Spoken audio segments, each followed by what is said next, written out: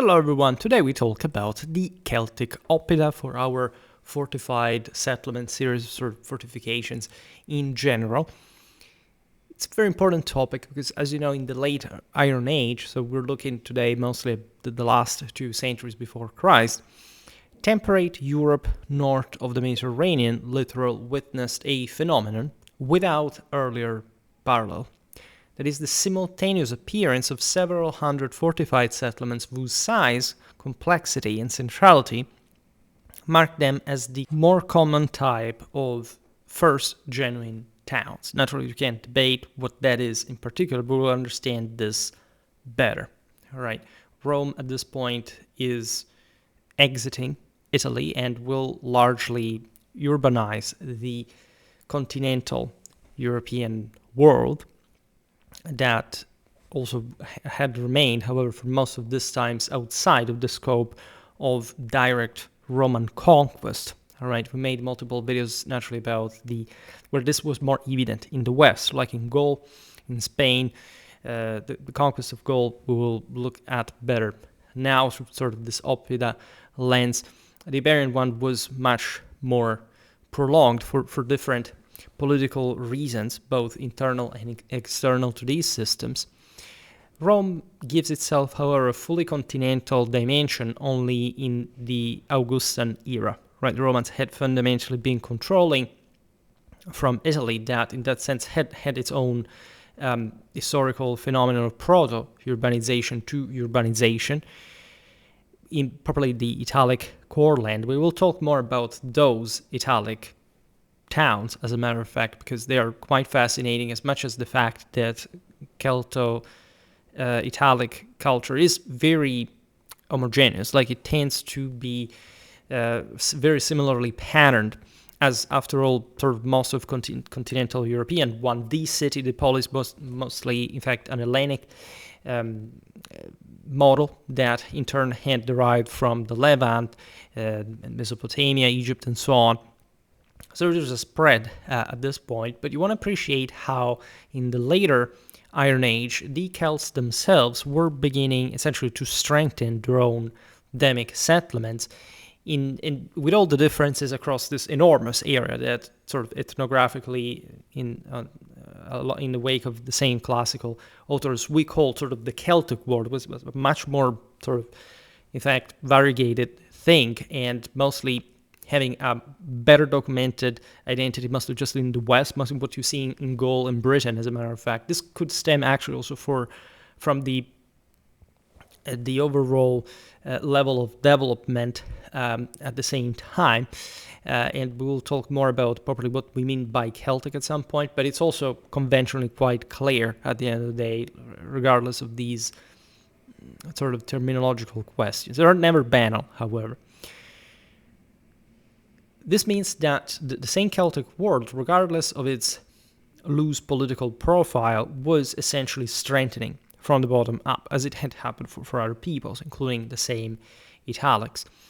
Now, these large, often proto-urban fortified settlements, known archaeologically as Oppida, represent the most advanced form of Celtic settlement in the later period, the Latin one, essentially continental Celtic, independent Celtic history, functioning as centers of trade, craft production, political authority, and sometimes refuge as well.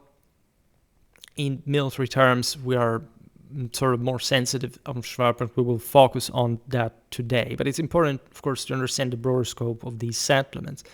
And even the fact that while they were the most important centers of resistance at some point against, for example, Roman conquests, they were part of some sort of, as always, more complex forms of fortified settlement here and there. Oppida, singular oppidum. You want to appreciate the Latin term as well, through which we have come to know them, right?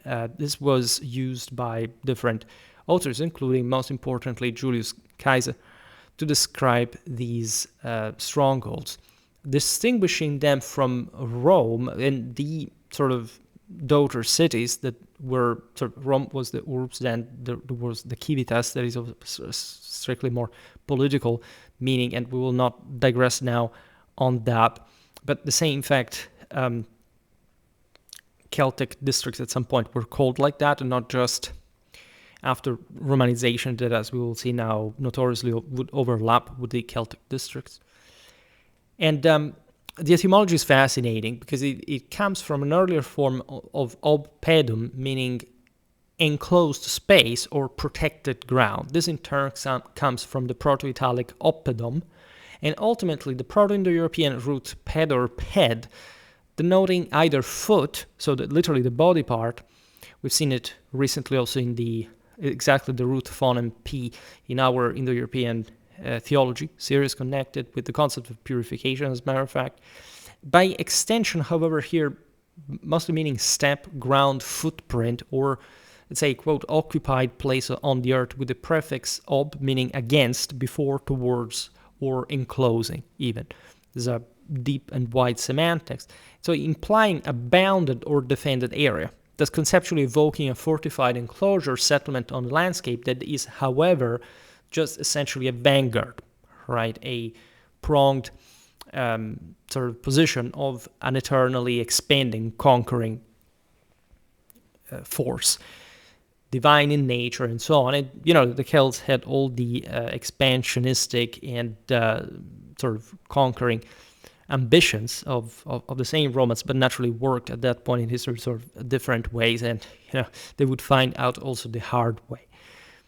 Now, these centers emerged at the precise moment when Celtic-speaking populations, having reached the peak of their territorial expansion from Ireland to Anatolia during the 4th, 3rd centuries BC, were being pushed back. That's also something you want to really see in perspective, and compressed by the Roman imperial, because we could say republican, but we know very well what traditionally and in their original meaning, like imperial really means, expansion in the south.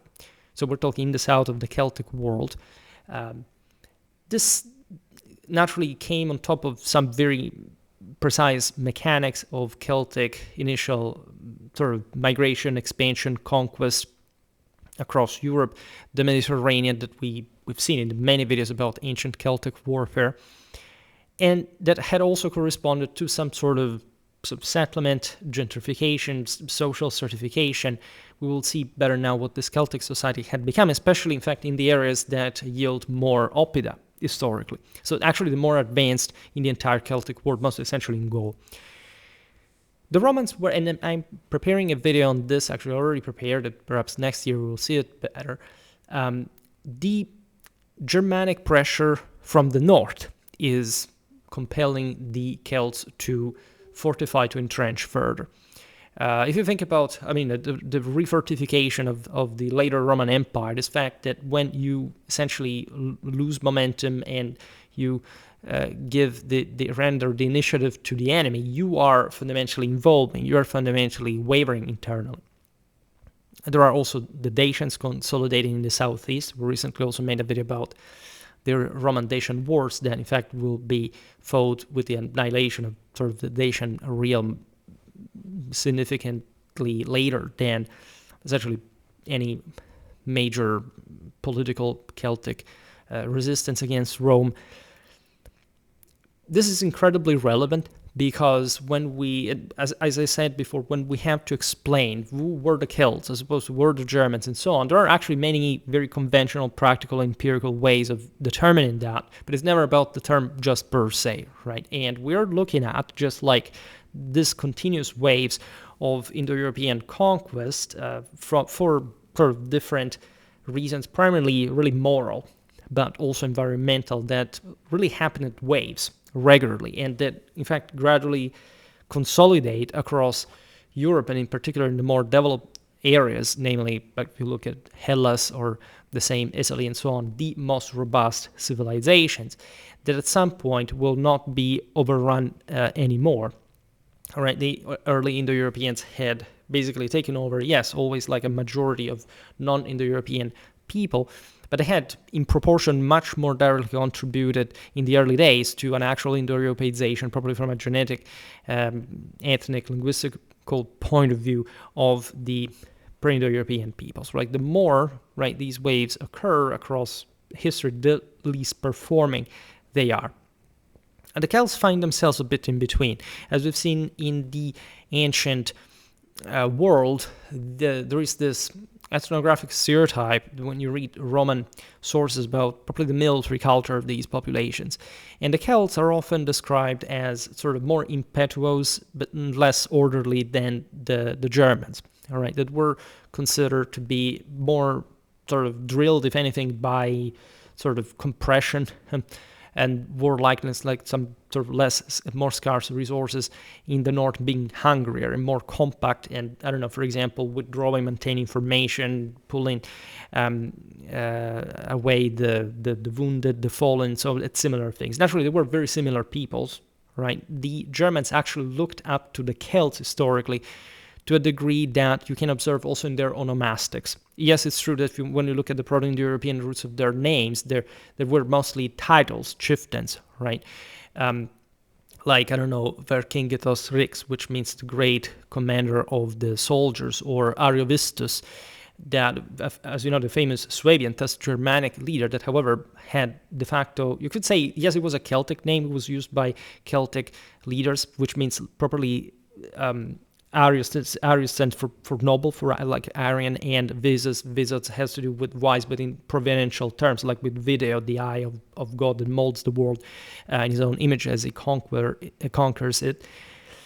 If you look at what the old Germanic for Arya visits, etc., was identical. So we're talking about very similar peoples ethno-linguistically to begin with, but indeed, at this point, sort of echelons scattered in ways that sort of were quite distinctive in many ways.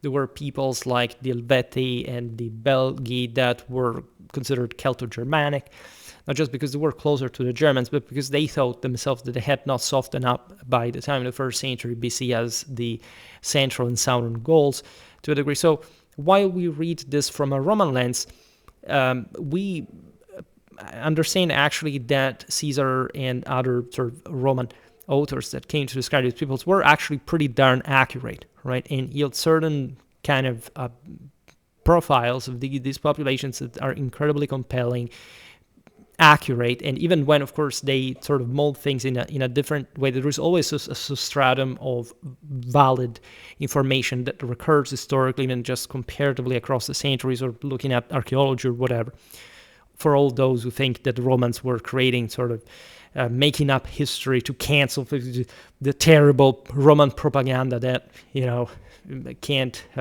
however, obscure the fact that the Celts were annihilated, especially in the more advanced part of the same, in a sort of incredibly quick and definitive way, making Gaul also one of the top successes of Romanization, like outside of Italy. In the West, definitely that is the case. That is very important because there is also a way we will see it later, we can appreciate Celtic legacy thanks to Roman urbanization, because many of these centers, while would have likely yielded, as they keep doing, archaeological evidence, would have not developed necessarily. They would have developed hadn't, say, ideally the Romans been there, which obviously is not the real world, and Rome and I don't know, the Etruscans, etc., had actually been dramatically influential in Central, Northern Europe way before these times, in many ways through trade or script and so on.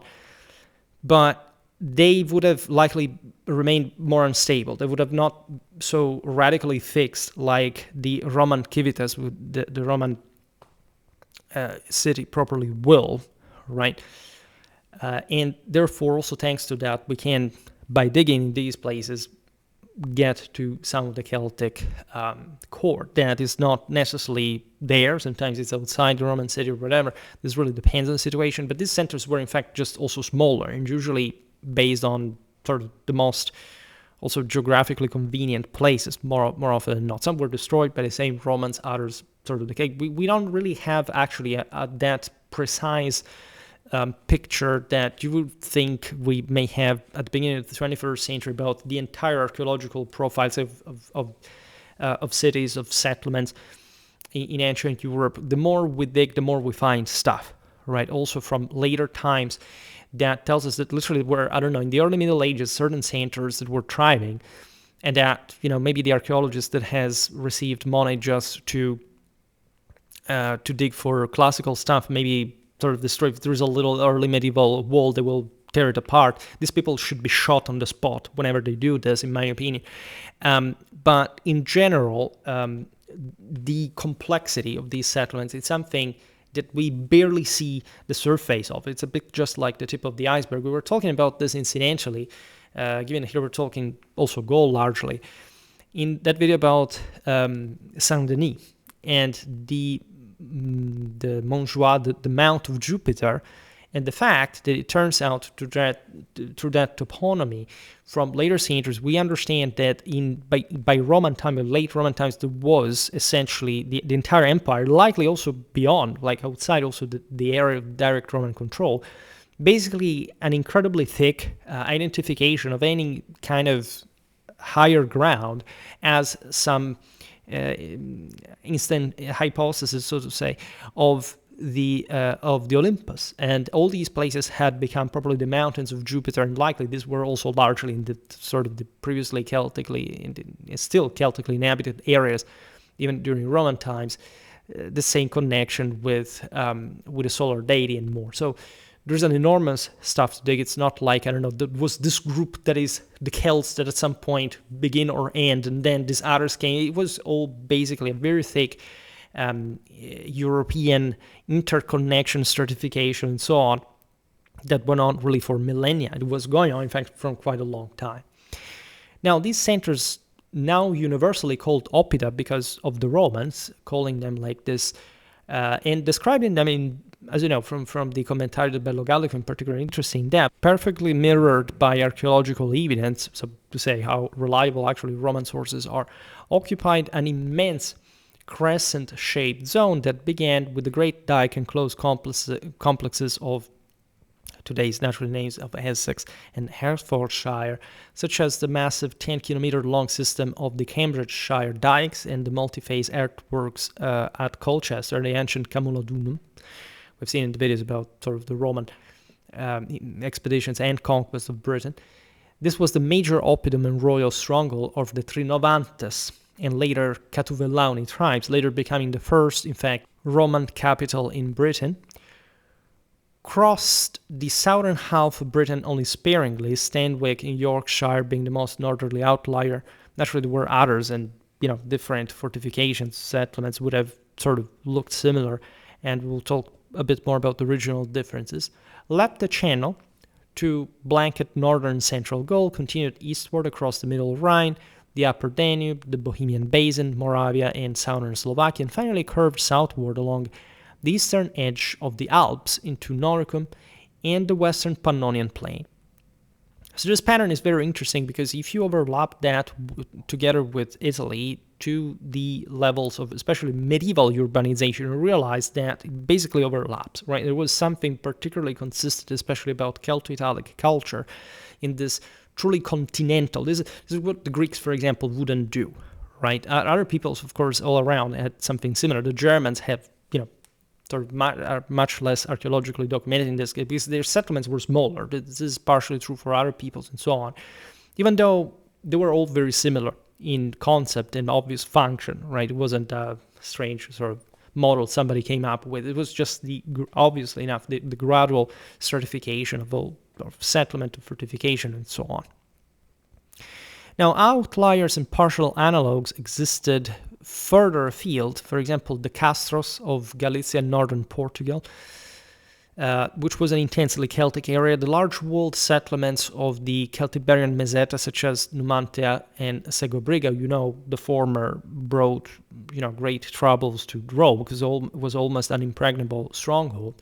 The hilltop strongholds of the Swiss plateau, right?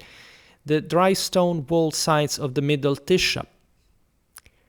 Yet, the core distribution remained remarkably coherent, coinciding almost exactly with the maximum extent of Latin material culture in its late phase, so basically Latin C2, D2. this distribution also broadly matched the area where Celtic languages were dominant in the 1st century BC, and where Caesar and later Roman sources described the most powerful and wealthy Gaulish and Central European tribes. The process was neither gradual nor uniform. Either in Bohemia and adjacent parts of Moravia, for example, the decisive impulse is visible as early as 180-150 BC, immediately following the collapse of Celtic power in northern Italy. More of that later, and withdrawal of tens of thousands of warriors and their families. When a series of older Hallstatt hill forts, Zabist near Prague, the largest Celtic oppidum in Bohemia, was quite rich at the time, spanning over 100 hectares with monumental stone structures and extensive fortifications across 2 connected hills, were suddenly reoccupied and provided with new ramparts on a vastly enlarged scale, while entirely new sites such as Stradonice, Rzeszów, Stare Hradisko, Nevedzice, České Lotice were laid out on previously unoccupied spurs in plateau. This is interesting because it corresponds, as we will see now, to a very specific sort of re-migration movement from northern Italy to Central Europe that we have documented also in the video, in fact, about the Boii, that as many Celtic groups were historically documented, in fact, having maintained different seas across Europe and very distant from one another, due to the earlier migrations of the mid-first millennium BC of chunks of these peoples. So in that case, you can already understand that this specific stepping up of the fortifications had at least more likely something to do with some imminent political events, right? Daco-Germanic pressure, etc., but also the import of more advanced military engineering from the Po Valley into Central Europe. All right. Those were the Boii, the Senones that had, just to make an example, like sacked at least the suburbs of Rome back in the day after the Battle of the Allies. So they knew what the massively fortified cities of the Mediterranean looked like. These had just recently started to step up in scale compared to what the Celts had, but historically, all right, they had already been advanced on average from quite a while. Now, the regularity of these Oppida plants, the identical construction techniques employed, and the sudden appearance of Mediterranean imports in quantity, we're talking here about the Czech finds, including thousands of Dressel 1A amphory fragments and bronze wing flagons of Italian types, suggest this coordinated effort very likely connected to the return of Boian war bands expelled from Cisalpine Gaul after the Roman victories at Telamon in 225. This was an actual Gallic incursion, essentially the last big one, and especially the final subjugation of the Insubres and Boii in the Po Valley around 191 BC. This is instead after the Second Punic War. These peoples had largely supported the Annibalic expedition and joined force with them. So the Romans launched massive retaliation against them, since also these peoples had already been sort of yielding independence to Rome before the Second Punic War, and so were seen already as the Romans, so to say. But evidently, in this sense, also more influenced by Roman military engineering. Now, Polybius and Livy explicitly describe the expulsion, in this case, of 30 to 50,000 Boii from the Po Valley. We'll not discuss the numbers. They may be exaggerated, maybe not, right? Considering that they are also quote-unquote civilians, even though the distinction did not quite exist as we intended. The Celts were not definitely new to such displacements, migrations or immigrations. We've seen it also for the Skordiski on the middle Danube. We'll keep seeing for different peoples.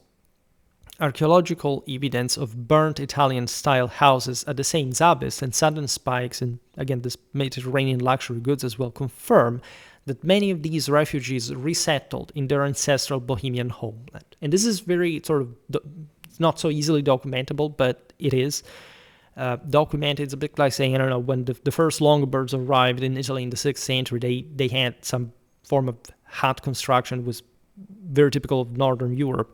even though they had abandoned that from quite a while. There weren't also too many ways to make huts, but still, and here equally, right? If the boy for centuries had inhabited the right bank of in fact of the Po Valley, they would have normally developed some kind of different, mostly Villanovan styled or influenced kind of buildings, and you can find that in the Bohemian heartland.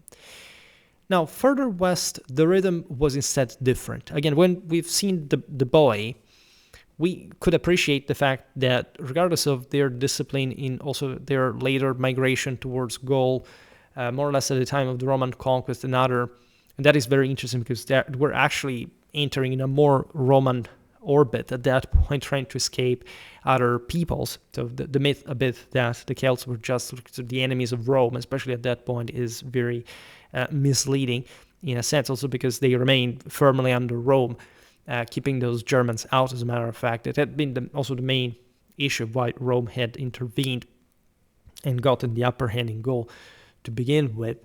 And aside from also her general ambitions, Caesar would have preferred Dacia, as you know, but, he got Gaul. And, he made good use of that, I would say. So when you look so Central Europe was not the peak at this point in particular. I mean, in the Alps, that's sort of closer to the Alps, that you have probably the core of Celtic, the development and advancement, right? In the Latin period, the center has kept emanating, but there are some more external provincial dimensions that have gotten the upper hand, and a sort of longer history of political and social development and stratification. In fact, while in Bohemia you could find this sudden spike in very specific forms of also relatively new military engineering, in the West, the rhythm was slower, all right, and things also more impressive, telling the truth, at the same time. In fact, in the territory of the Arverni, the Aedui, I made a video specifically about latter, the Sequani, the classic Oppida, such as Bibracte, for example, the fortified capital, so to say, of the Aedui, which means the hardened ones, by the way, on Mont Bouvray in today's Burgundy, one of the largest and richest Gaulish Oppida with Mediterranean-style urban quarters and over 40,000 amphora shreds attesting massive wine imports, as well as Gergovia, Corinthe, Villeneuve, Saint-Germain, Levroux, Alesia, were either newly founded or massively enlarged only after 130-100 BC, a period that coincides, in fact, with the Cimbrian Teutonic migrations, 113-101 BC, that devastated central Gaul and triggered secondary population movements and political consolidation, reaching their maximum extent in the decades 80 to 30 BC. That is when also the Romans stepped in. So, recapitulating, the Gallic Oppida were already larger, of course, than the Central European ones at this point, but they more distinctively further enlarge and fortify further. In some cases, they're also founded, if not ex novo, but again in places that acquired new strategic relevance due to the Cimbrian Teutonic migrations. Some of these people were among those sort of Celto-Germans as well, were not even just Germanic. But we'll talk about that because I never really made a video about the Cimbrian Teutonic migrations, and that's sort of very interesting because it shows you those patterns of invading waves gradually shifting north from the areas that, again, had not yet settled, were more restless and hungrier, and in the sense also more aggressive. It's a beautiful history. At that point, it was actually terrible for everybody involved. The Noricans, also the Germans reached northern Iberia. They went back and forth across Europe, mostly in Gaul. There were also northern Italy, where they were also crushed in different engagements, as you know, here from this and that other side of the Alp. The explanation, therefore, is that the Oppida were more consistently a specific response in the later Latine period two very intense political and strategic instability and redrawing, so to say, of the European map, where the Celts were actually in deep trouble, to say the least, right? The core property of Celtic civilization.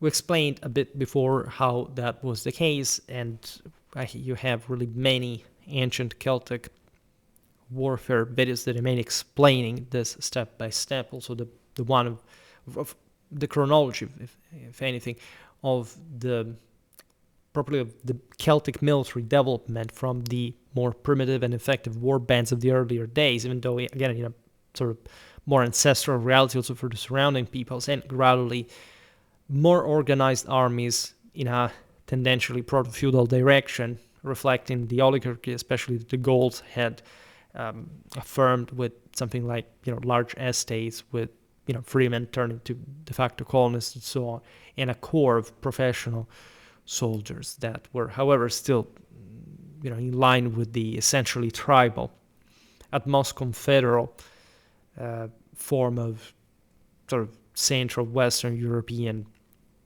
association. Right. Now, in the lands of the Belgae and in southeastern Britain, that were, as you know, quite ethnoculturally contiguous areas, because largely the Celts, the proto-Celts, also arrived at very different waves from, and that's where you talk about also proto-Celts, because it happened over such many millennia. We tend to think at some point this way or that way of arrived, but historically, even from the 4th millennium BC, there had been Indo-European infiltrations in various areas and so on. This was very gradual, right? There were some de facto Celts that lived, I don't know, in some parts of Ireland that also from centuries and centuries, and so the Belgae war bands coming still in the 2nd century BC from those places as somehow strangers. So that's also how changing the sort of the so-called Celtic face really was. And they were all part of the same Indo-European matrix. I mean, these continental peoples more or less spoke all the same language. Again, the Gallic declension is basically the second Latin one. And again, everything is, the more you see it in Indo-European and pro-Indo-European lenses, the more unique, right, it stands. So we have the lands of the Belgae and in southeastern Britain, largest enclosures. We said before, Camulodunum / Colchester, Baggendon, Caleva, Atherbatum / Silchester, Verlamion / St. Albans, the Sandwich complex, belonging almost entirely to the period 50 BC to 40 AD, because naturally northeastern Gauls of the Belgica had been taken over by Caesar in the mid-1st century BC, while Britain went on up to, in fact, the 40s as, if not a completely independent, but de facto an autonomous country from Rome. Now, these late Western Oppida were built by veritable dynasties that had grown rich through cross-channel trade in metals, slaves, and grain with the Roman world, and several, especially Camulodunum, were ruled by kings, what the Latins call reges, literally. That is, as you know, as an unspecific title for their own specific community. In fact, relative to that, Cunobellinus, Tasciovanus, who consciously imitated the same Roman imperial iconography on their own coins.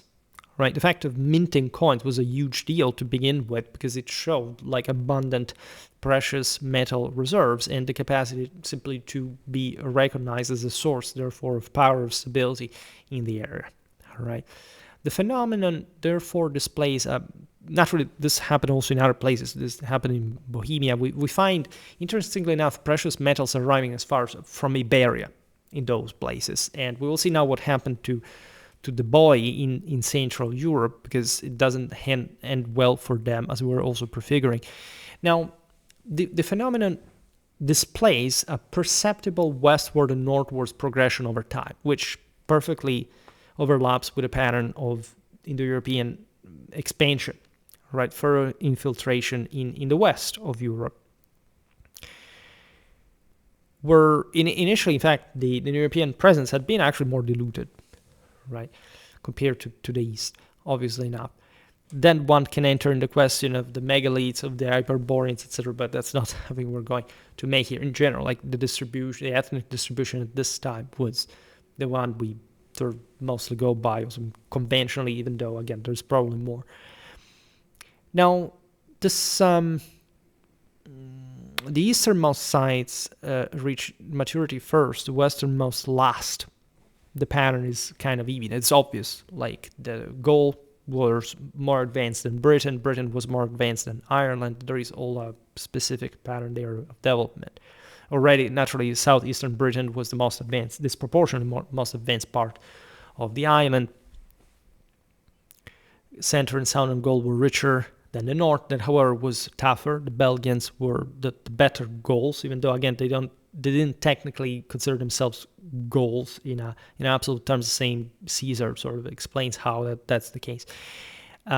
Now, construction techniques, while regionally distinctive, everywhere represented an astonishing mobilization of labor and materials. The so-called murus gallicus in Latin, so the Gallic wall, confined to Gaul and immediately adjacent areas of southern Germany as far east as Manking, was a sophisticated defensive wall technique described in detail by, again, Julius Caesar in the Commentario de Bello Gallico 7.23 as alternating layers of massive timber beams fastened with large iron nails, filled with earth and rubble, and faced with precisely square stone blocks, rendering it highly resistant to battering rams and fire. And Caesar knew something about military engineering, just gonna say. Also because he managed to storm even the most courageous of these Oppida, as a matter of fact. But the Romans definitely had that eye that could precisely scan the quality of these fortifications that was, as you understand here, quite high. The Murus Gallicus required not only tens of thousands of precisely square stone blocks and hundreds of tons of iron nails, but also an elaborate logistics chain to transport oak beams, sometimes more than 10 meters long, from forests many kilometers distant. Naturally, the Celts had the means to do so. They had wide trade and properly road networks, famously enough. They, again, were many. Like the Gauls were like a very numerous people, and they had historically, again, used this force at a local level and sort of coordinating with their neighbors in order to erect these formidable defenses. Individual nails recovered from Bibracte, Avaricum, and Titelberg regularly weighed from 500 to 800 grams and reached 40-50 centimeters in length. The total iron consumption for a single major circuit has been estimated at between 5 and 15 tons. Experimental archaeology has shown that building 1 kilometer of Murus Gallicus required the labor of roughly 2,000 workers for an entire year. The Pfosten-Schlitzmauer of the Bohemian Bavarian Swabian zone was scarcely less demanding. Consider how important it is. Also, historically, these areas were Celtic. Today they're Germano-Slavic, but it's obviously sort of the case for a sort of a conventionally ethno-linguistical case. Not necessarily there is a genetic continuity even after the displacements we will see now. And so the interconnection of these regions in a pretty extensive area that, although less sort of developed, was also yielding these interesting structures. The vertical posts, often wall oak trunks, 30 to 40 centimeters in diameter, here were set in a continuous foundation trench up to 2 meters deep, then laced horizontally and faced with dry stone packed so tightly that many walls have survived virtually intact to the present day as well. At the Heidengraben on the Swabian Alb, so we are in the Jura Mountains, the enclosed area approaches 17 square kilometers, making it by far the largest known Iron Age settlement in Europe. This doesn't mean it was necessarily, again, more developed. We will see now that there were differences in fortifications, but it's relevant here to observe that naturally these fortifications were, apt to cope with the assaults, siege warfare of that level of Celtic military development that was not so, of course, advanced like the Roman one, for example, but not necessarily, in fact, even more effective than the more primitive but ultimately victorious Germanic one at large. Very similar, but still. Now, recent light detection and ranging surveys have revealed that the entire perimeter of the latter, like the Eidengraben perimeter, measure over 40 kilometers of rampart, even if only the inner 300 to 400 hectare nucleus was intensively occupied. The labor of clearing, terracing, and walling such a vast terrains staggers calculation. In northern Gaul and Britain, the Belgic zone, the later 1st century BC ramparts are outwardly simpler, mere dump ramparts of earth and chalk rubble fronted by broad, flat-bottomed ditch, yet their sheer length and the multiplicity of parallel lines, up to 8 separate dikes at Camulodunum, imply comparable organizational effort, right, in proportion to the local resources for sure. Then we know of even from literature, very specific fortifications, avant-posts, etc. You can't just imagine, the smaller the settlement, normally more hinging on natural defenses, right? Also because historically, yes, the bigger ones, while tending obviously to preferably dominate from a certain position, were to command the flatlands, the fertile areas, right? So they were not sort of in rock somewhere. They could have an internal sort of citadel, something like that, but in general, right, they were mostly counting on the force of those who inhabited and their strategic projection as opposed to some sort of mere defense. Naturally, Celtic warfare was pretty brutal and mostly based on sort of hit and run raids, aiming at devastating crops and bringing some of that home. So most, in any case of warfare, revolved around open field confrontation. We have these, regardless of the scale. In fact, we have, I say it all the time because I studied in my doctoral research about sort of late 13th, early 14th century Western medieval warfare. The sort of, and actually debunking in that sense, the common myth that, especially in the Middle Ages, everything revolved around sieges, right? It was the commonest thing that pitched battles were fairly rare. And a great part of the problem that we have with that statement, it's not like that, of course, siege warfare was not crucial or wouldn't be. First of all, again, in ancient history, we have a bit the same issue.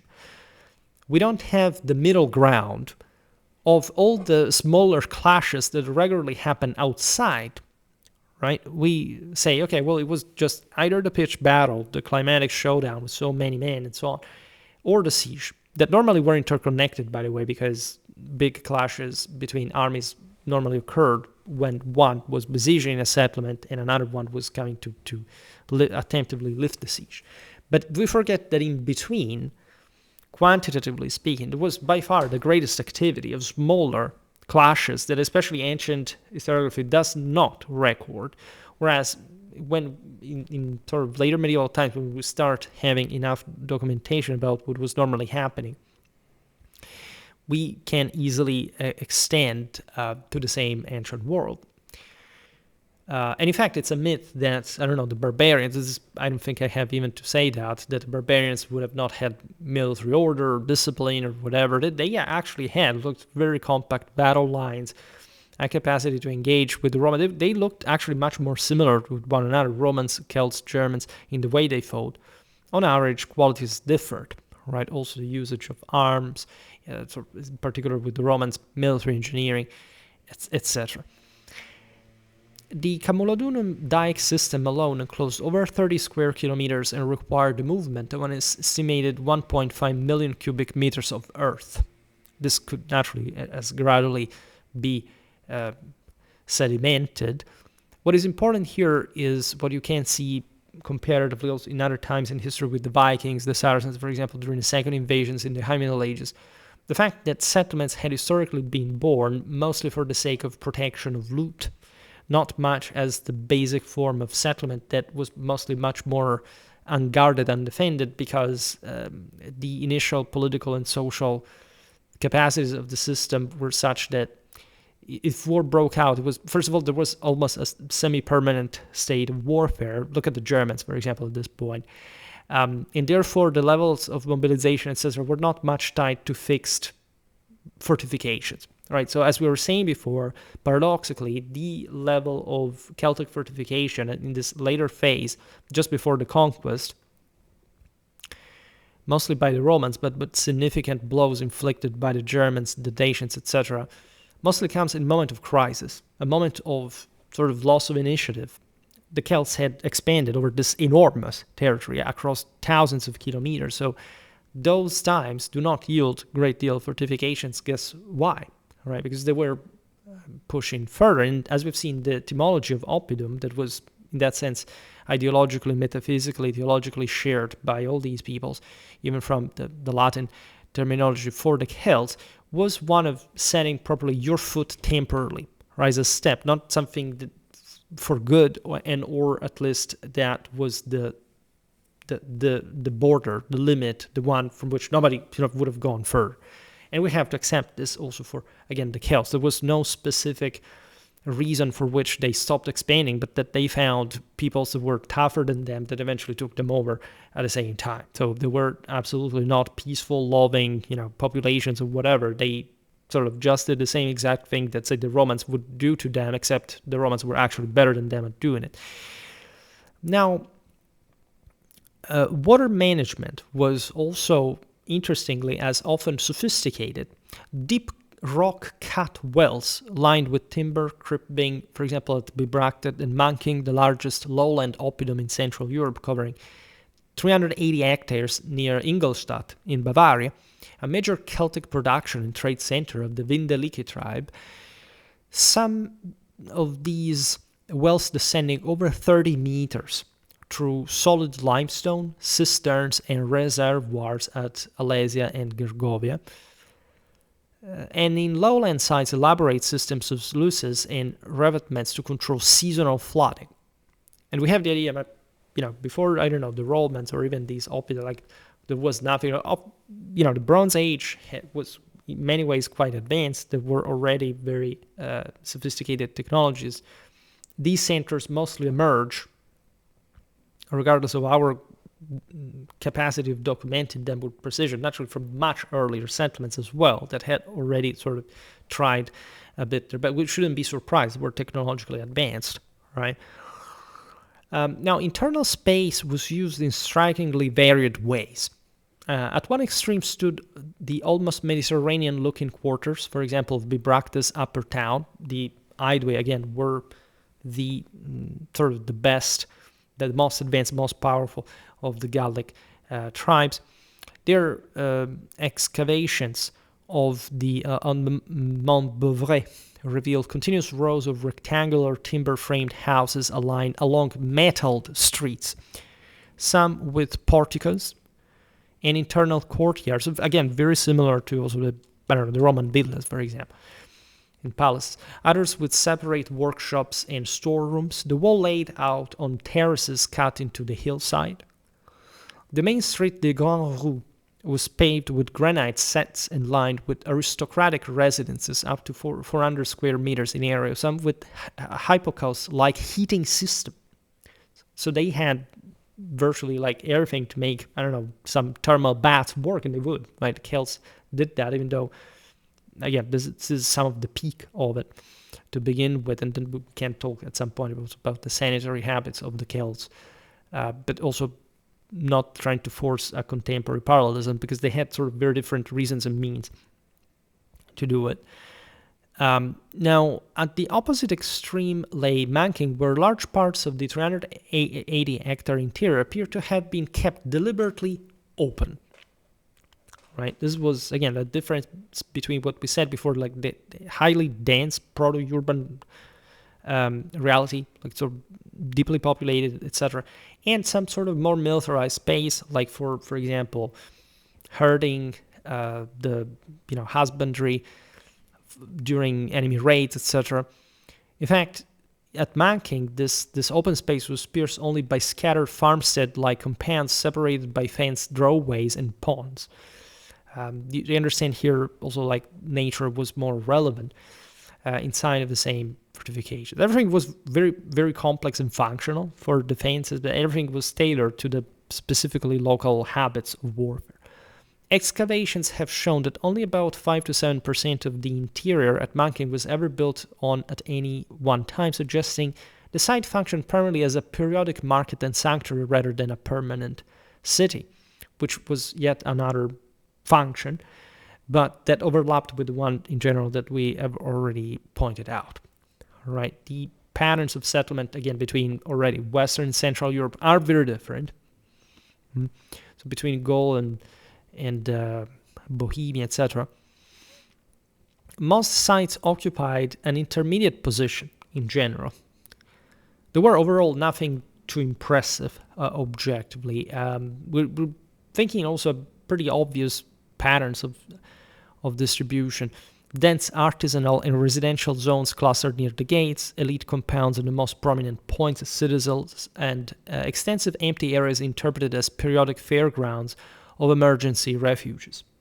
Right? There were historically some areas where military practice was carried out, mostly sort of outside of that, but still there was a possibility to, for example, during the same sieges, gather forces. This is true also if you look at medieval cities. We made multiple videos about those. You know that there was the land of the for the fair was large because of the logistical reasons, but during time of war, during sieges, that's where the army led. And in fact, normally that was aligned with the part of the walls that were normally besieged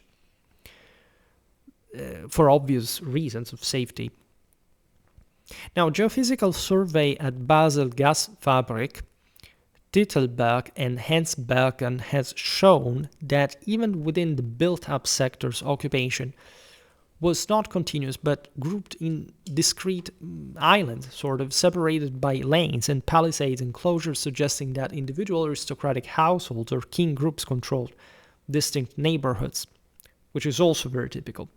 Celts, again, believed in tribes of provincial extent and in clans of local one that, however, when especially this major Oppida became the capital of this province, naturally hosted. This is like just also in medieval times. Again, the patterns will remain the same historically.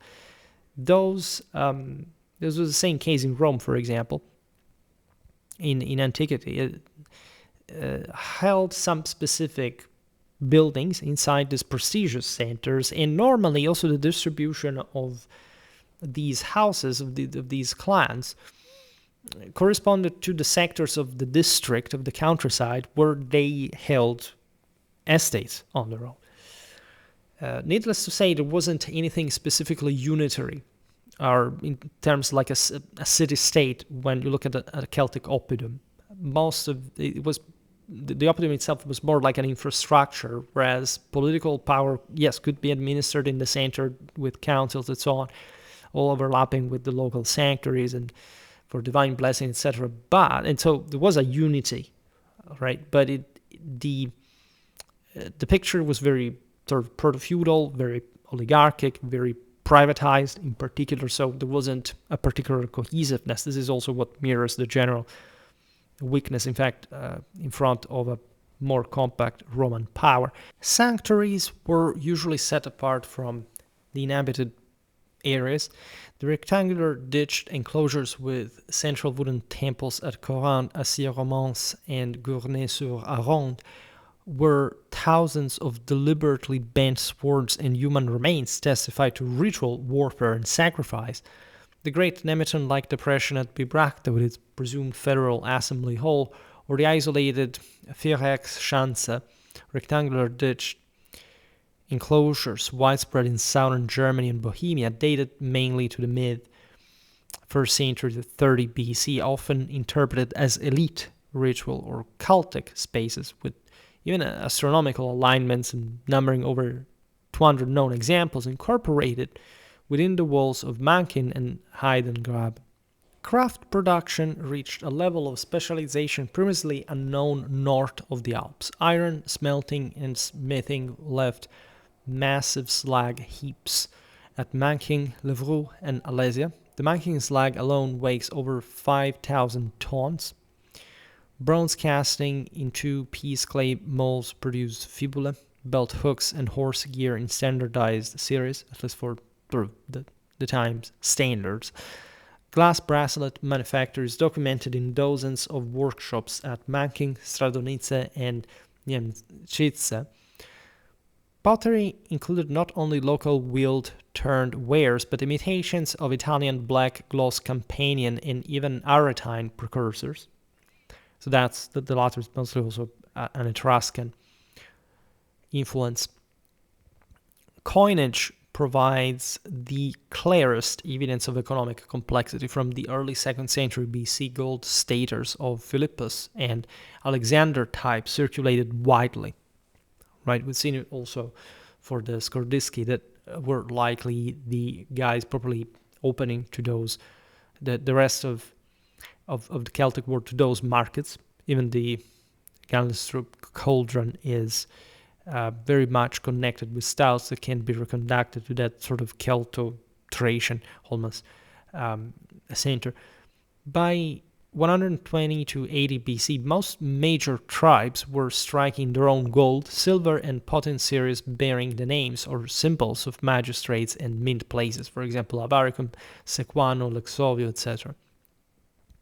The earliest named Celtic coins, that is, the gold staters of the Parisi bearing Viricius, right around 100 BC, appeared at exactly the same moment as the Oppida themselves, right?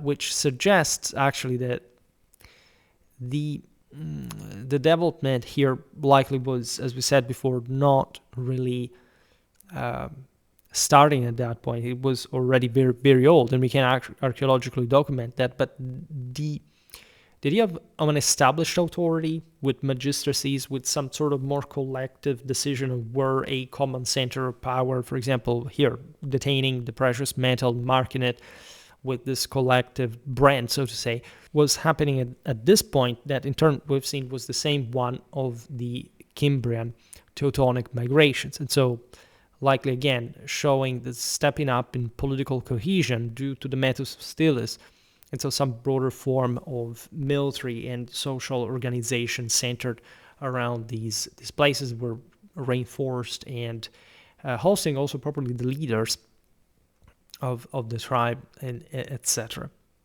Well, I also made a video about medieval Paris, and I remember years ago I added at the beginning sort of ancient history introduction, but you may want to notice here the Parisi involved.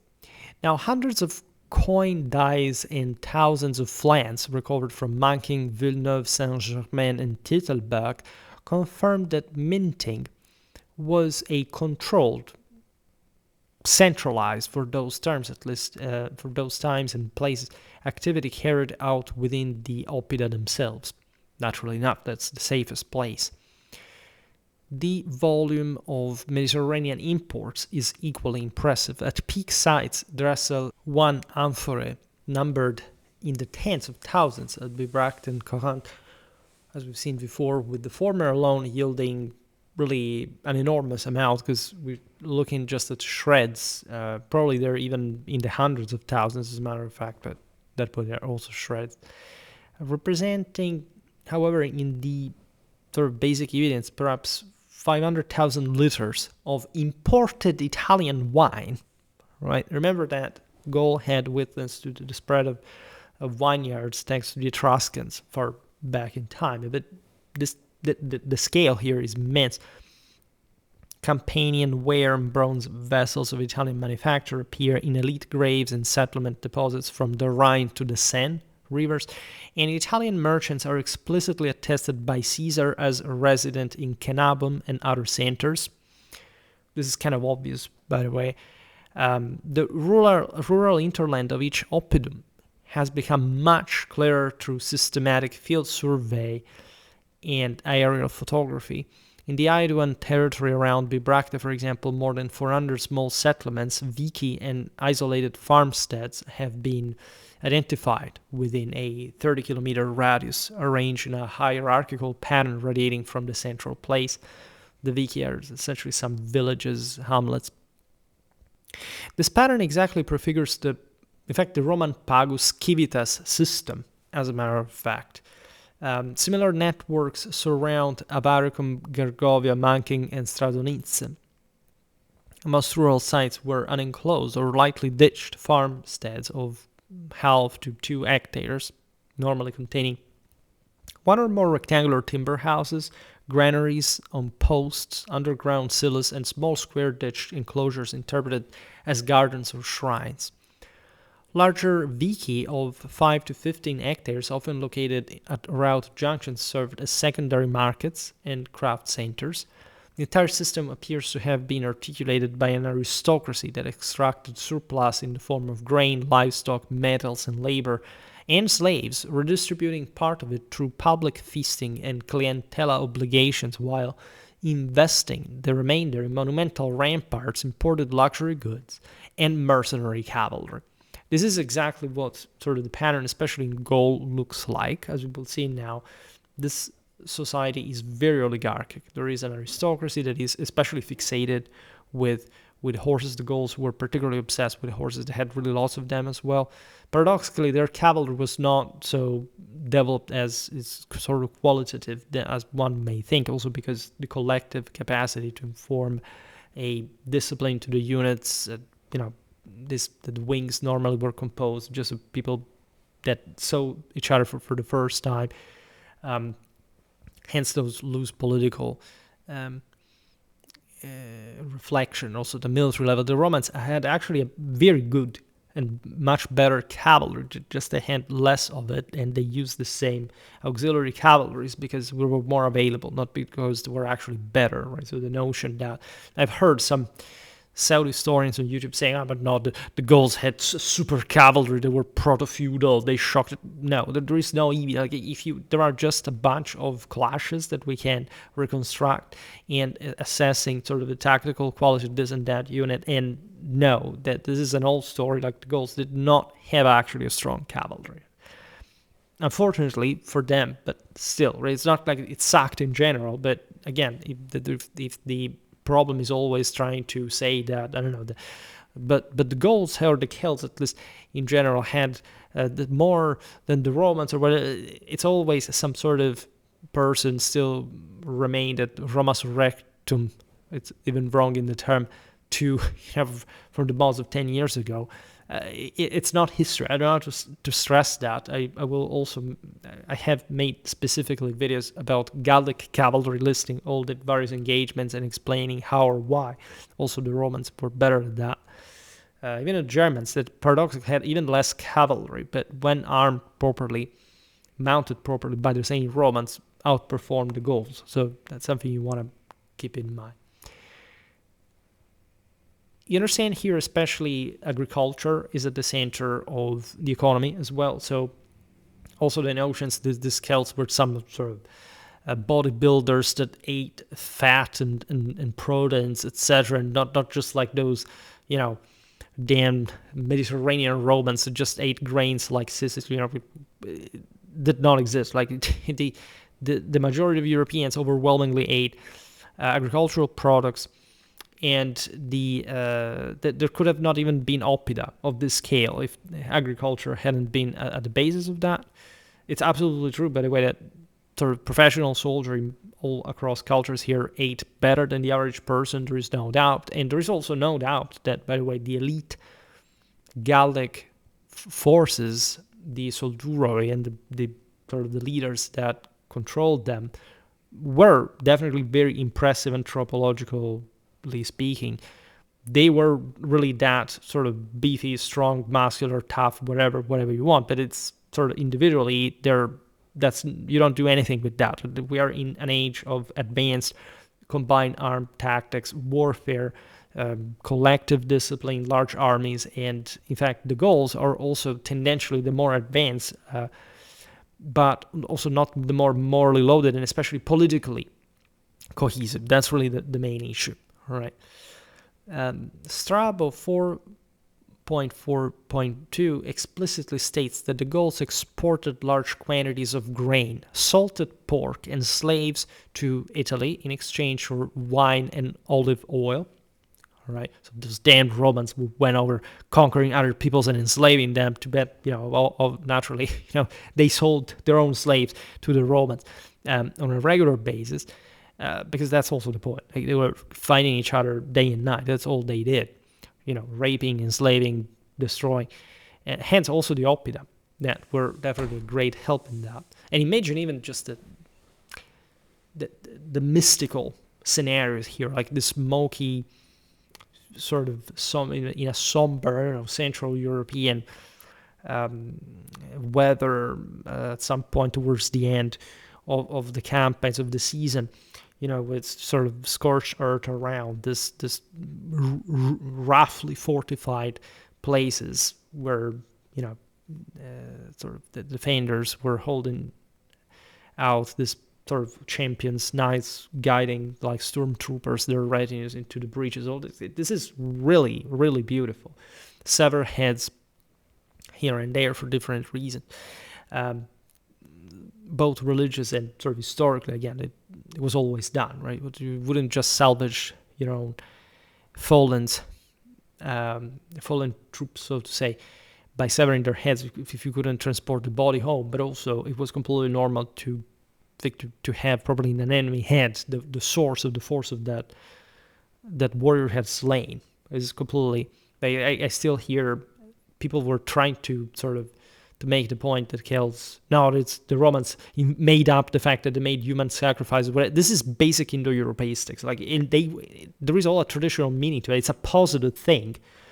And these are the people who allegedly are sort of defending Celtic memory. They don't even know what they were about. Now, society rested on a steep pyramid. By the way, I've gotten to further conclusions about my ancestry for some sort of strange reason that I can't digress on now, that I probably have much more also Celtic sort of heritage than I thought to have. In any case, that's a completely different thing for a completely different story. Now, at the apex stood a narrow class, as we've seen, of noblemen whose wealth is visible in the richly furnished chariot burials of the Welvin, Göblingen, Nosbelt horizon. Chariot warfare, as you know, yet another indicator at this point also which were the less developed areas historically. By the time of Caesar, essentially just the Belgians, the Britons had those here. Also the Galatians. There are different reasons, different social developments, different enemies, different terrains. But in Central Europe, in some parts, like the war chariot was used, probably can't say that relevantly. I don't think there is a quantitative data to properly stress that, but at least in burials, these peoples did continue burying, in fact, their warriors together with their horses, with their chariots. This happened also in post-Roman conquest times, in places even like, I don't know, I think in Bosnia something has been found properly, but I think something like from the 2nd century AD, some local Romano, Illyrian, Celtic, whatever, that had been buried with a chariot, with a war chariot still. And after all, the iconography was present all over, right? The Romans were full of that, even though they didn't use war chariots in battle anymore, at least for quite a while. All these peoples historically had, sort of that had been coincided also with the hallmark, the greater Indo-European expansion. We've seen it also recently in the video about the Dorians, and we will talk a bit more about the Celts in that sense, because we haven't made so many videos about them.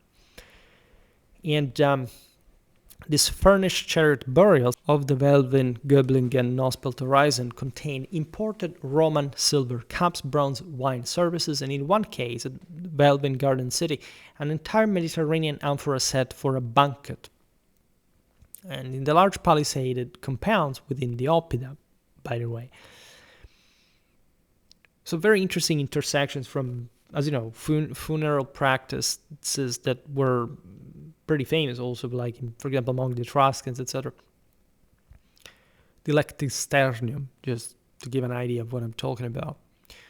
The Druids formed a parallel elite exempt from military service and taxation, responsible for sacrifice, jurisprudence, the oral transmission of knowledge. That would be the equivalent of the Roman Arvalis. And again, talking about priesthood, yeah, I mean, it does make sense, but the Druids could be also more evenly spread as a figure, right? Superimposing different estates, different political characters, etc.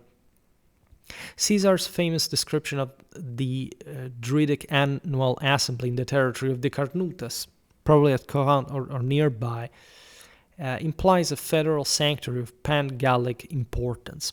Especially in Gaul, these assemblies were more frequent because, again, it was the more advanced country, the best connected.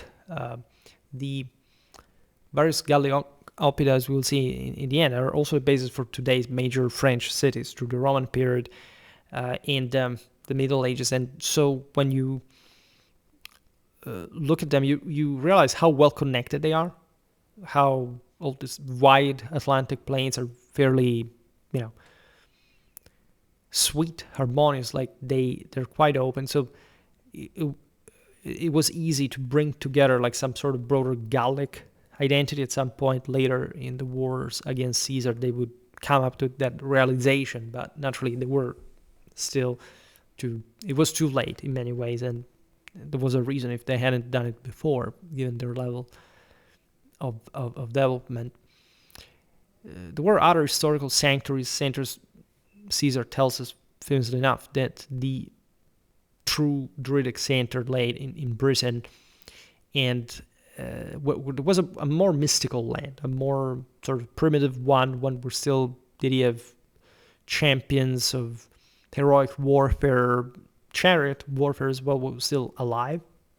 Yeah, it would be easier to conquer Britain even more than Gaul for that reason.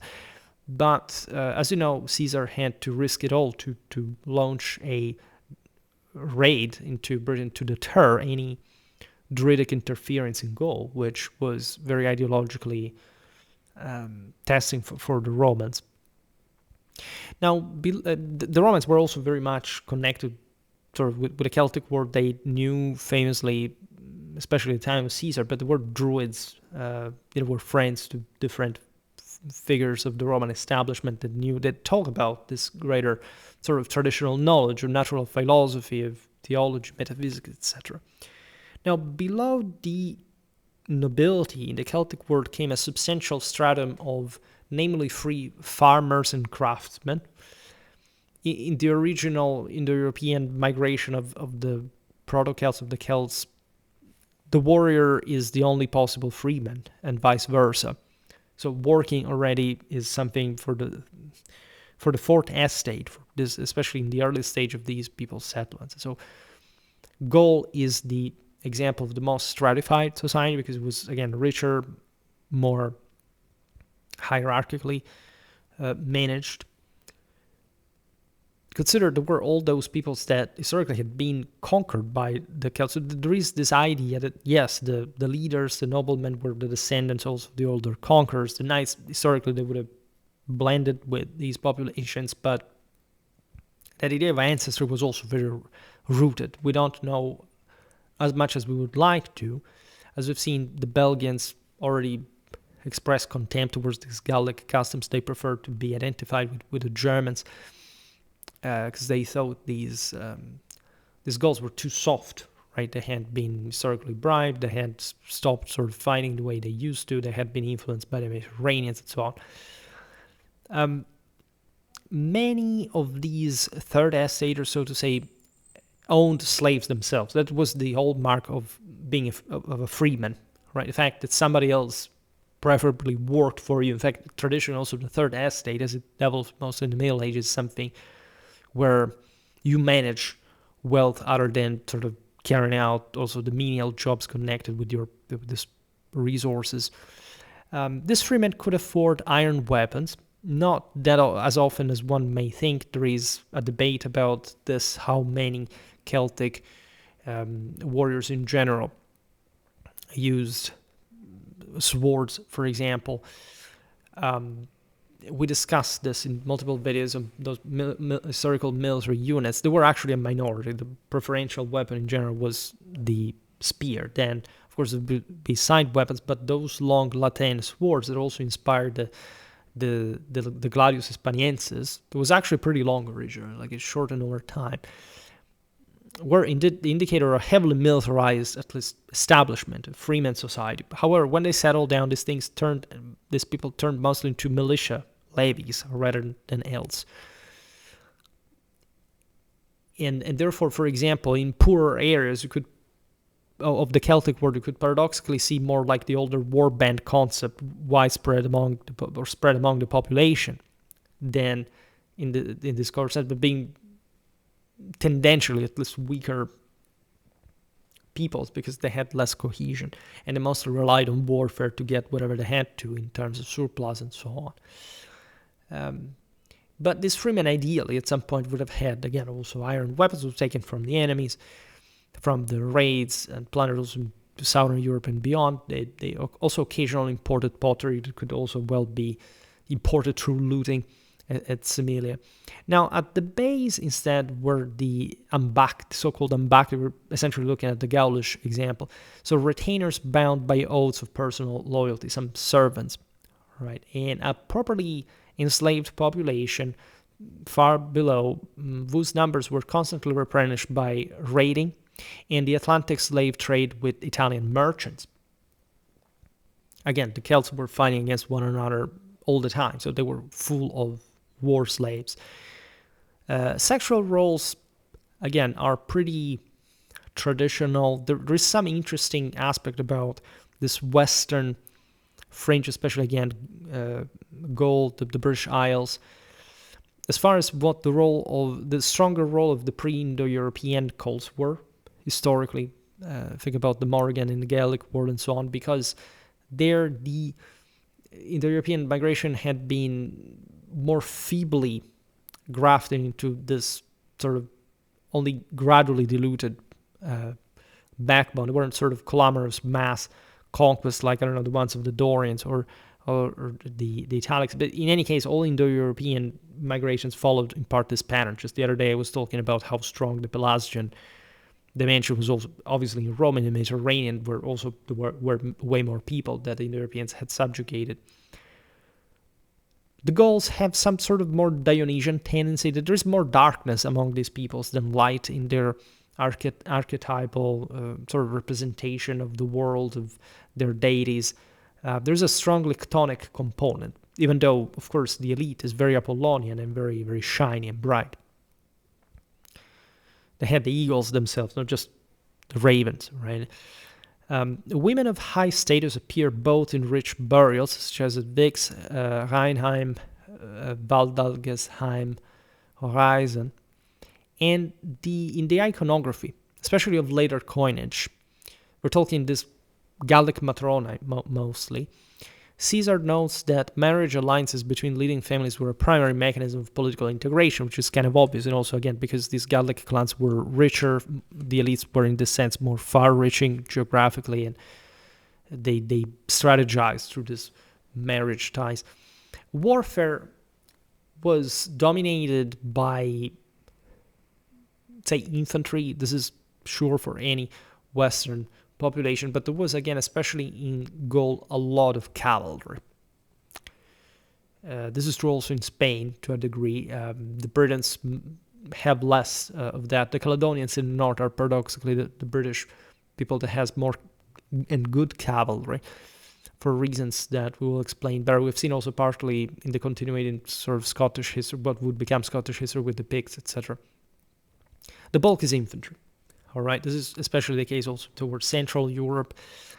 There isn't any Celtic people that looks like, I don't know, a nomadic one with more cavalry than infantry. However, in Gaul, as we said before, there was not just a lot of cavalry, but the crushing capacity of the mounted arm was substantial against a consistent part of the infantry's deploy, especially in central southern Gaul. This is, again, debatable. I mean, the fundamentals are not to be debated, but the degree by which Gallic cavalry could be effective against its own infantry is not something we have quantitative measures. It's mostly something you can eyeball if you have like a prolonged and in-depth sort of military historical art of war particular expertise. From the late 2nd century BC, certain tribes maintained standing corps of heavily armed horsemen equipped with iron chainmail bronze helmets with elaborate crests, long spada-type swords, and 4-horn saddles that gave superior grip. There were also lots of infantrymen. Many of these guys also dismounted. In fact, in the ancient world, in Celtic one included, fighting on horseback was mostly considered some form of cowardice, at least if it was done when, I don't know, there was a major showdown where you could simply run away faster. With that, you usually dismounted, also because infantry was dominating in any case, and so those cavalrymen had it difficult to fight in open field against sort of dismounted troops well deployed like that. The 4-horn saddles of horn proper that therefore conferred particular elasticity as, function in this way that, by entering the horns, like the weight of your body would close the saddle, so with the horns tightening properly your ties better on this saddle. Basically, ancient cavalry did not really have horseshoeing. There weren't stirrups. They charged and smashed like crazy, but so it was mostly about your own leg muscles. And again, individually, Gauls were pretty darn good equestrians, right? Just collectively weren't that overly performing, for sure. The famous Gundestrup cauldron that we're mentioning before, found in Denmark, but almost certainly manufactured in a late Latin workshop around 100 BC, before I talked about the Skordiscian connection, and it would be interesting to confirm that, depicts arguably exactly this type of elite cavalry. At least in all these Indo-European peoples, the hero is a mounted horseman. I also made a video about probably the appearance of the mounted, essentially what would become the St. George iconography. This happens around sort of in the Balkans in the 3rd century BC. We're essentially there. Also, before we mentioned the Skordisci, and there is something to do with that, because in the Jutland, they didn't really have so much cavalry as those other sort of Celtic areas. Now, the Germans were much more infantry, even more infantry based than the Celts. In any case, these picked units often several thousand strong among the Arvernier Aedui, even though, again, professionalism in this sense may not really extend to such scale. We're talking mostly retinues, also with lighter elements in them, were the decisive arm. In battle, the most prized Roman auxiliaries. You can debate, again, the extent by which this is true, because the Gauls, after all, could mobilize very large amounts of sort of cheaper infantry that, however, still was sort of warlike enough also to create a problem for this picked but still relatively numerically compact units of elite troops, of truly elite troops. The ultra heavily armored that was something pretty rare in this, where it was over-exploding in wealth as we intended. They were for the time, but not for having that much, right? Not even the Romans actually had literally all their legionnaires uniformly armored. It is true that the Romans, as you know, at this point were heavily drawing from Celtic arms and armor designs. I made an entire video about this. The Germans will too, from the Celts. But we see how Roman auxiliaries, for example, were often better equipped than the ethnic forces that made them up, right? Hadn't they, in fact, been properly resupplied by the Romans. It is true, actually, that many troops, many of these auxilia normally fought just the way they would have fought normally in their own gear, right? But in general, the value of these troops was, in fact, their own experience rather than also how they were equipped to begin with. The Romans would equip them in a heavier way, sometimes even more than the legionaries, depending on the tactical task. Right? It's not like the auxiliaries were standardly less armored than the Roman legionaries. It depended really on what you had to have them doing. And some were properly picked units. The Romans, in this sense, preferred Gallic cavalry because they were pretty darn good, as we've seen. They could be better trained, probably to a more collective Roman discipline. And these were the same science of the same Gallic elites that the Romans had co-opted once they had conquered Gaul, for what remained of them. But many had sort of remained allies of the Romans. Nothing had really happened other than definitive loss of their independence. They were Romanizing by choice at that point, even.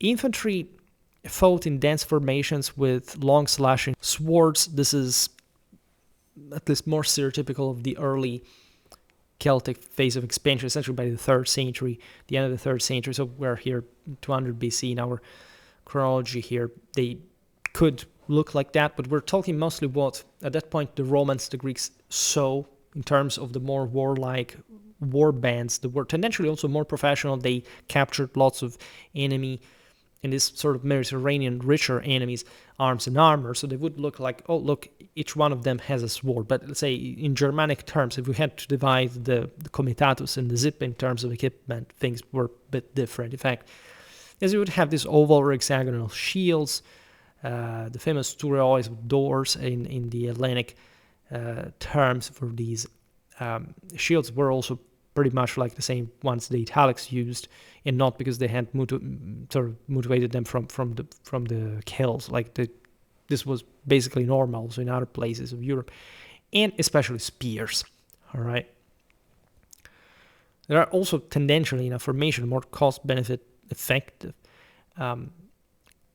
Helmets and mail were confined to the front ranks, typically for other peoples. The Oppida served as assembly points and refuges. They hosted actually also permanent garrisons. However, their main goal was, again, to collect as much wealth and people, cattle as possible during raids, and so that you could basically preserve your precious resources. Would help also maintaining the troops inside during the siege. All right. That's why also they were so well served, as you've seen, with wells, with all the sort of bare minimum to resist, even with mass resources stored there. It's very, very impressive. During the Great Revolt of 52 BC, Vercingetorix Greeks concentrated perhaps 80,000 warriors, which is definitely a stature. They could have not been more than 50,000. Again, the numbers are inflated by Caesar in this case, but the scale is still acceptable in terms of those tens of thousands. Also, a comparable number of non-combatants inside Alesia. This point is also well tested. I mean, warriors cost because they consume a lot, right? They have all a specific panoply. They fight with horses, so they strain the logistical resources. But historically, I've seen it often also in medieval warfare. Of course, cities alone normally sustain way more than that. So here, there weren't quite 80,000, right? But these settlements could be quite big, especially places like Alesia, right? Provisioned by pre-stocked granaries and cisterns, as we've seen. Caesar's double line of siege works, 14 kilometers of circumvallation, 18 of contravallation, built in a matter of weeks, remains one of the most extraordinary feats of military engineering in antiquity, and demonstrated both the strengths and the ultimate vulnerability of the Oppidum system. That is to say, impregnable to direct assault, the Oppida could be starved or isolated and in fact, surrendering, just running out of resources. It wasn't that different from any other fortification, but the impressive thing here is that it took the Romans that massive amount of fortification, of course, because there was this army that was coming from the other side and so on. So you know the story. We'll talk about the siege of Alesia better at some point, including the Roman fortifications. Now, the end came with dramatic speed in the west and more gradually in the east. In Gaul, the conquest of 58-51 was targeted explicitly at the political hearts of the civitates. It's obvious that Gaul was by far the richest place. Caesar, again, wanted the east in terms of Dacia because it was full of precious metals. But the Romans obviously did not go much sort of north or east in Europe because at the end of the day they realized it was simply not worth it. They could control it different ways. Whereas here, paradoxically, a bit like the Greek war, like the Romans take it over because the intensity of their conquest, and in general also in this sense the structural differences amongst such bigger civilizations would render it faster. And the same goes for Gaul. That was essentially politically divided and rich, which is the best target. And Caesar's narrative records the systematic reduction of one oppidum after the other, underscoring the heavy fortification of this area. That, however, again gave way because doesn't matter how much you build in terms of fortification. If you're not politically cohesive, you're going down, right? The Romans, however, had really to sweat in order to reduce these places to obedience. You have the massacre at Cenabum, the storming of Avaricum. Avaricum also was, after Alesia, the single most impressive feat of Roman military engineering ingenuity. Remember that the Roman legionary is first and foremost an assault engineer, all right, was probably tasked with that job. In its essence. At Avaricum, 40,000 inhabitants were put to the sword, by the way.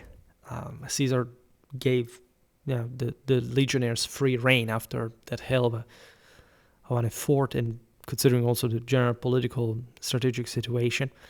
There's the failed assault on Gergovia, where the legionnaires start going on their own, a bit like the Gauls, a bit more hot-tempered and individualistically. And Caesar almost gets defeated by Vercingetorix Rex that decides not to press on him. The Fortuna Kaiser is a video that I made explaining how what was metaphysically going on, but in general, you have this very hardly fought assaults to the Celtic fortifications. We just mentioned the epic double siege of Alesia, the final mopping up operations against Uxellodunum, whose defenders had their hands amputated as a warning. There is instances when the Romans literally asked the Celts to lay down their arms from the murus, and they poured so much that allegedly reached its top out. And when the Romans also entered, they found much more arms and armor that the Celts had stored inside. This was early on during the Gallic Wars. Now, after victory, the Romans either destroyed the hilltop sites outright, depending on what they thought the locals could do with them, or encouraged their abandonment by founding new lowland centers on the same road nodes, usually, not always. Again, there are many centers that were preserved with their own citadels and all. Augustodunum Othon replaced Bibracte within a generation. Durocortorum was rebuilt as Reims in the plain. Samarobriva became Amiens. Lutetia expanded on the Ile de la Cité, while the older heights were deserted. The Romans also carried out great works, as you know, of bonification, reclamation. So certain Oppida were also sheltered by swamps, swampy terrain. The Romans needed to build just something bigger, flatter, quadrangular. So that was the measure of an actual strategic superiority, as opposed to somebody who had to be sort of grafted on this grim hilltops. In almost every case, the new Roman town was deliberately placed a few kilometers away from the old oppidum to break its symbolic power. They would not simply die, right? As religious centers in particular, they kept actually an important relevance. This was true also of other places, I don't know, in the same Italy, or, this was normal to an extent also. The Romans literally engineered a great deal of population resettlement. There was the Roman colonization, the same soldiers set there. So they had their own actual strategic goals. It wasn't just because, the locals could entrench themselves there that they shifted their camps their settlements and their own camps somewhere else. Now, in Central Europe, decline was more protracted because simply the Romans didn't go there for a longer time at least. And this, however, still corresponds again less important settlements in general. So that also makes sense overall. The same goes for Britain. Now, the great Bohemian Oppida were largely abandoned, first of all, by 50 to 30 BC. And the Romans hadn't quite gone there yet. This is normally explained as a consequence of either an overextension into Pannonia, and in this sense also and especially the subsequent defeat by Burebista's Dacians around 44 BC. Strabo records that Burebista destroyed the Boii and their allies so thoroughly that their land lay desolate. Manking suffered a violent destruction around 50-40 BC, whose material signature, burned ramparts, scattered hordes, human skeletons in the streets points to Germanic incursion. That was also the other elephant in the room, as a matter of fact, because the Germans, again, yes, looked up to the Celts, but were in this sense eager to take their place. And even though, when we look again at there is this tendency again to say, but the Celts and the Germans were united against the Romans, they weren't. Right, some were, but we're talking, and mostly these marginal realities of Central Europe. In the West, the Celts in general aligned with, in Gaul it's kind of obvious, with Rome against the Germans, and also those other places in Central Europe that ended up sort of falling into Roman hands are exactly the limit of the Celtic world. From the other side, you had the Germans at large. Yes, they, as we explained, descended also from one another to an extent. Many of the areas that were Germanized were historically Celtic, and that's what was most of the thing. But, right, the sort of civilized and civilizable world of the Celts was ready for that. And Caesar is very open about this because it was part of his policy in Rome. Stood for half of a millennium with Rome. All right, there is no doubt whatsoever. That was basically the pattern. Now, that's also why, for example, the Germans were not particularly fortified compared to the Celts. So you're probably living in another world, the so-called Barbaricum. It's said that the limit of the vineyard is the limit of Rome. And if you look at it, it's not very different from the truth. Now, the Titelberg and the Machtberg in the Moselle region lingered into the Augustan period, but were then deserted as the Treveri and the Mediomatrici were reorganized around new Roman tribal capitals. This was more like the Celto-Germanic frontier, so the Romans were content for a while to control what Caesar had conquered, and it's under Augustus rather than the Rhine, as Caesar had already understood was fixed as the frontier for the Roman munimentum, which is a better term than one of limes that did not quite exist. Only in Britain did a handful of Oppida remain militarily significant until the Claudian invasion of 43 AD, after which they too were rapidly superseded. Britain did not have, as we explained before, this enormous scale of sort of Oppidas, just like in the continent. But some of them were definitely impressive. And there were especially so many smaller ones that the Romans had to literally sort of take down one by one with this, again, less strategically relevant overall quantity, but still in an incredibly methodic and long process of subjugation one by one. This is especially in the case in Wales, in the western frontier there. The imprint on the landscape, nevertheless, proved extraordinarily tenacious. When we look at these Oppida, we realize that they were essentially the sites where the most important settlements would develop later. The territories controlled by individual Latin Oppida were, very frequently correspond to the later Roman civitates, for example. The civitas of the Bituriges Cubi centered on Avaricum/Bourges, the Remi on Durocortorum/Reims, di Lingones on Ande Matumnum / Langue di Parisi on Lutetia Peri, di Boi on the Prague Basin, and so forth. It's obvious that the Romans not just properly refounded these places as we've seen before, so the Oppida were not necessarily properly the plan of the Roman cities, but let's say as general locations,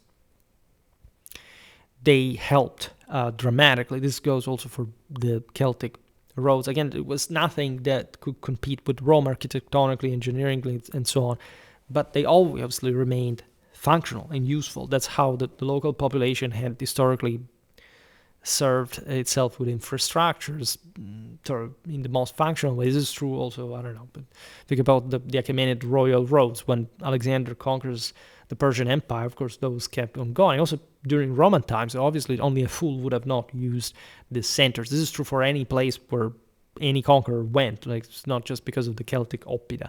It's just that, as we understand here, the Celtic Oppida is some sort of umbrella term for the average town in continental Europe by the time of the late Iron Age. And that's why we talked about in these terms. Now, in France alone, more than 60 modern prefectures and sub-prefectures overlie or immediately adjoin the late Latin Oppida. Interestingly enough, you see properly the pattern at a districtual level, and especially in terms of roads and connection. France, once conquered, is actually very easy to control exactly because of this. This wouldn't happen often, but if you look at, I don't know, during World War II, what you have all these very well-placed, scattered centers, well-connected with one another in a radiant fashion. We've seen this also in late antiquity. When the Romans, for example, settled the islands in Orléans with a reserve center and sort of some vanguards on various frontiers to be backed up in case of attack, because the local routes were sort of still functional in late antiquity. And so that was mostly because of Rome, but the bases were Celtic, and there is no doubt about this. The same Celts kept living under Rome. Yes, they began to speak Romance and whatever, but they were the same people. They administered largely their own places. Major Roman roads frequently thus followed the Latin trackways radiating from the old centers. Medieval diocesan boundaries and even some modern départements and Landkreise perpetuate the same units. Physically, the sites themselves often determined later urban development. The Cathedral of Reims, for example, stands within the late Latin levels. The medieval castle of Prague occupies the spur immediately above Zavist. Bratislava Castle hill overlies a major oppidum. This is much more pronounced if you think about it, even though these weren't quite oppida, or at least they are not so well documented, mostly for Central Eastern Europe, because in Central Eastern Europe, urbanization came later, and so mostly when you look at, I don't know, the various castles, the Kremlins, and so you realize much better there the importance of the sort of the terrain features for this historically smaller settlements that follow more the pattern of the oppidum, ideally, even in places that were not Celtic. But I mean, the Celts existed up to Ukraine in the east of Europe, so there's really a lot to learn from it. The historic course of Basel, Bern, Metz, Tongeren, so very important sort of Western Central European centers, are truly based on the Oppida. Dozens of other cities lie directly upon or immediately beside their Iron Age predecessors. Again, mostly the Romans needed more spaces, and the cities that they founded or refounded were, again, larger, more orderly, symmetric, never underestimate in this sense the Mediterranean connections. I've seen it before in that very specific case of the boy that got literally sort of Italian refugees because of Central Europe. But think about the Etruscans. I mean, the Romans had learned their agrimensural topographic capacities from this people, the Dodecapolis, and these were, again, the same lands from which, for example, some, like the same Plutarch likely was heavily informed from at some point, where vineyards spread also into Gaul. So we can imagine that some inspiration to some Etruscan citadel, etc., by would have possibly been there as a tiny but significant component in the development of these places, right? They're also very ancient, by the way. We know this even better from an archaeological point of view, but there are legends that tell you that, such as, I don't know, Trier was founded, ideally, if you take the Baronian date, but also Rome is much older, the 1,000 years before Rome or something. Now, the Oppida thus represent the decisive moment when most Western and Central Europe acquired its first true, at least proto-urban network, a network that was created independently, largely part of the broader European developments, of course, as well, not separated from the Mediterranean. Flourishing, however, in fact, also for scarcely more than a century at full intensity, and then for essentially contingental strategic reasons mostly, and then under the impact of Roman expansion and Germanic migration, was absorbed or displaced, yet never entirely erased from the map that Europe still inhabits today. In fact, we should also dramatize, aside from, of course, from the brutality of the Roman conquest that, again, was just more efficient than what the Celts normally did against one another. That, again, this was essentially a Celtic war. They remained Celt, they remained living largely in the same places. They sort of contributed to the same Roman development in the way that they would normally align with their own previous development, right? Or even improving that in sort of more efficient system in any case. Therefore, in this sense, the Oppida were the direct ancestors of the later medieval modern European city system, together with the full sort of Roman urban net that surely configured basically all, in fact, the parts that came under direct Roman control in a very direct, like indelible and truly foundational sense, also with the not just copying literally every single in every single instance properly the city of Rome, and so uniforming further this incredibly efficient system, a spiritual net. Think about also the later church and how it was affirmed throughout almost all, actually literally throughout all post-Roman Europe, the same ecclesiastical, secular administration, etc. So we're talking about deep roots, deep veins of European identity. In this case, showing how the Oppida marks the irreversible transition from tribal chiefdoms to state-like polities north of the Alps, right? And mostly because, again, and as we said it before, these Oppida show a dramatic path of, and probably a pattern of proto-urbanization that will continue later on in history with striking continuity, even from probably these times. And this is valid a bit like for Europe in general. Like, there are some people, I don't know why, they think that in Europe, like, the places where we live are somehow on average recent. There are some conservatives makes this point that are strange. They're mostly American conservatives. Maybe they're exchanging their own country. It says every place in Europe is most 200, 300. I mean, the average place in Europe is at most 300 years old. What?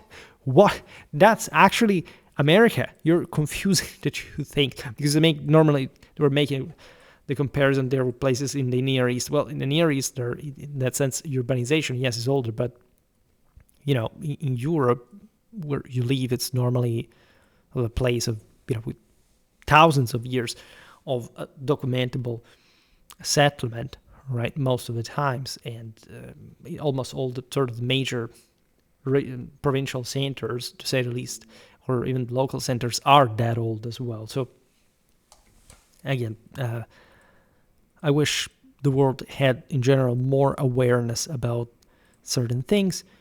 I was, however, very happy to have made this video because I must confess, the more time passes, the more I just for everything that you cover, like, the more everything seems to be falling in place, right? Celtic history is very complex. Actually, very difficult to tell. It's much more difficult than it seems.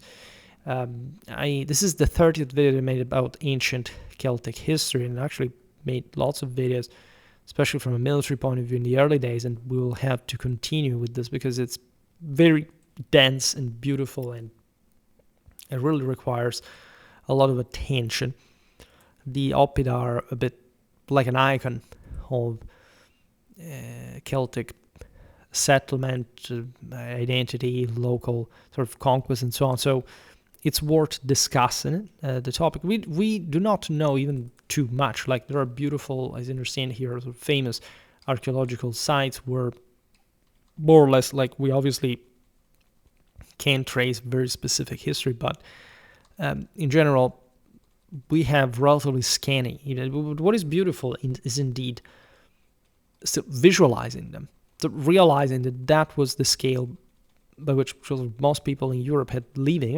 Not even, well, yeah, we can say perhaps most people, at least, most people living not in the Oppida, but in territories lorded over by the Oppida, right? That's more like it. And so looking at landscapes that are so familiar to us, but that naturally were also looking very, very different in forms of settlements, of life, and so on. And from the Oppida, you can understand so much probably about the spirituality of these peoples, their warfare, and it is beautiful. And I used actually beautiful images. I selected them in particular just to be, in this sense, fitting with everything we're discussing. And so yeah, I am really glad that we managed to cover this. I'm just watching what kind of picture here we can, because they don't have to be too much, but I don't want them to be repetitive either. Some are, and because I'm looking at some parts of Oppida that are evidently also rebuilt like in Roman times, so there are some vestiges. I would like just to show you the Celtic stuff. Fortunately, there are lots of beautiful pictures of models that I can use here with the commercially free sort of Creative Commons license. And so this was, again, a well-spent video. We will surely make more on this topic if you're interested. I personally love Celtic history. It's a bit, there are some specific personal reasons, especially for the past 5 years, in which, like, from 5 years ago, it's better that I have problems with the Celts, but I am, again, this is a long story, doesn't deserve even to be mentioned, but I always liked them. Actually, when I was little, I must say that Asterix was one of my favorite cartoons, and I've always seen I think I've always vibed right with these people. I always try to understand that they're more, as opposed to, say, there is a lot of mysticism, but also a lot of aestheticism about the Celts that mostly like this sort of new age kind of neo-pagan, whatever, attention, tend to distort these people's life. There's something much sort of more brutally primitive, but in a positive, traditional sense, that you can appreciate about these people's worldview and power and prestige and violence, manhood, and warfare that have been a bit obscured, because essentially at some point the hippies hijacked, and lesser people especially hijacked the Celts. These were the common normal people that were fighting against the terrible elites. They were themselves ruled by elites. They conquered. They did their own share of things, and that's beautiful, I would say. I mean, historically speaking, it's something that everybody would be fascinated with. There is no need to invent, to make up sort of alleged Roman, propaganda conspiracy theories every time you name it the Celts. Like, I've been very vocal over the years about this, but unfortunately, the Celts are, in this sense, resenting, let's say, sort of suffering most as the ancient people, probably, of this kind of contemporary sort of victimism, perhaps because the Romans went on, the Germans went on, but the Celts were sort of marginalized to an extent. So unfortunately it's a mix, it's a compound of reasons, and the Celts are a lot of Europe, but in that sense, perhaps not essentially how, exactly, let's say, but how, especially pop culture wanted to show them. They're something much different and much more beautiful. And that's the reason why I want to talk more about them. Probably we'll do something, again, we'll talk about the various tribes, etc. For today, however, I stop it here. I just hope that you enjoyed this video. If you did, please share it. Otherwise, leave a like or subscribe to my channel if you're interested in my upcoming content. As always, I thank you heartily for listening to me. I wish you a nice time and see you next time. Bye.